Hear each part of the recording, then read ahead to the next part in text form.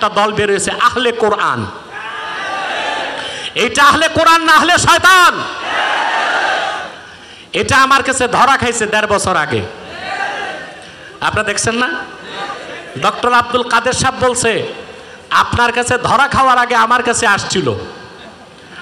তো ডক্টর আব্দুল কাদের সাহেব ওনার তো রক সোজা, কিন্তু ও জানতো না আমার রক বাঁকা।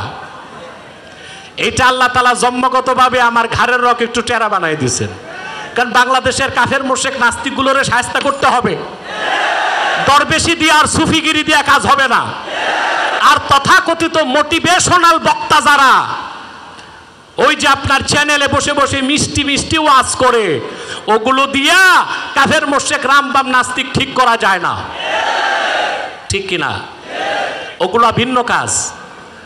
এখন তো অনেক বক্তা মোটিভেশনাল স্পিচার,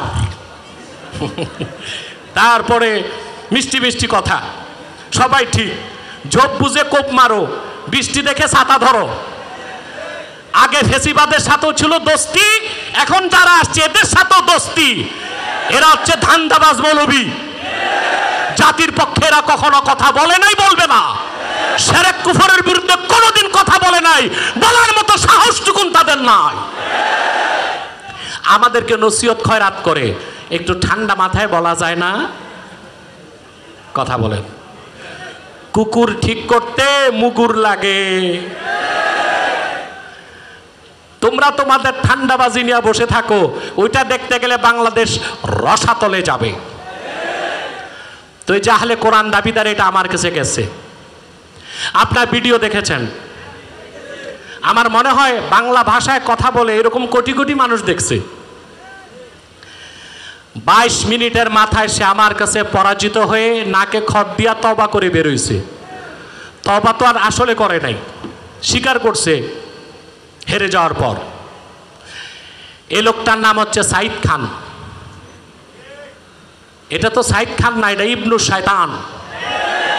এটা কি সাইদ খান না ইবনু শয়তান? এই ইবনু শয়তানের দাবি হচ্ছে মহানবী হচ্ছে ইব্রাহিম খলিল, মুহাম্মদ সাল্লাল্লাহু আলাইহি সাল্লাম মহানবী নন। তারপর তার দাবি হচ্ছে বুখারী মুসলিম সহ সমস্ত হাদিসের কিতাব জাল, সে শুধু কোরআন মানে। এটা কি মুসলমান না কাফের? চিল্লায় বলতে হবে মুসলমান না কাফের? আমার দেশের কিছু মৌলবী সাহেব আছে, নসিহত করে সবাইরে বাতিল বাতিল করে দূরে সরাইলে হবে না। বেটা তুমি বাতিল চিনো?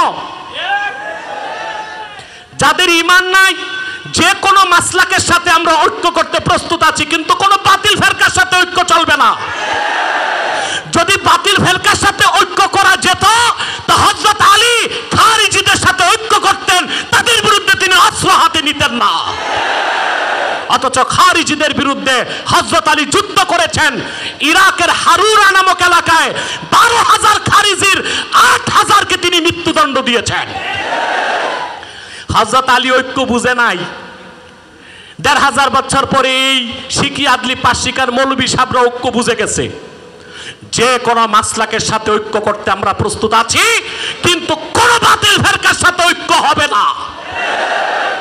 আহলে কোরআন দাবিদার মাসলাক নয়, এটা ফেরকা। এদের সাথে কোনো ঐক্য চলবে না।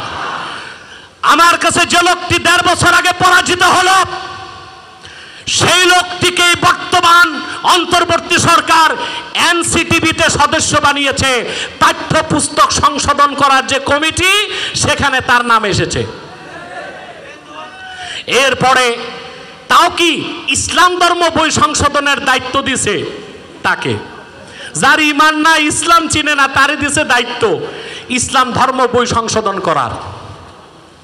আপনারা পান নাই এগুলো? এটা কি উচিত হয়েছে? এটা কি বৈষম্য হয়েছে না বৈষম্য বিরোধী কাজ হয়েছে? তো যে কোঠার জন্য, যে বৈষম্য মুক্ত বাংলাদেশ গড়তে এত রক্ত, এত জীবন ঝরেছে, এত প্রাণ ঝরেছে, বাংলাদেশে হাজার হাজার মাদ্রাসা আছে, ইসলামিক স্কলার আছে, আলেম ওলামা আছে, তাদের কাউকে এনসিটিভিতে সদস্য না বানায়া কুখ্যাত কাফের, নাস্তিক, বেঈমান, সমকামীদেরকে কেন সদস্য বানানো হয়েছে? ইউনূস সাহেবের কাছে তার জবাব চাই আমি জনতার ময়দান থেকে।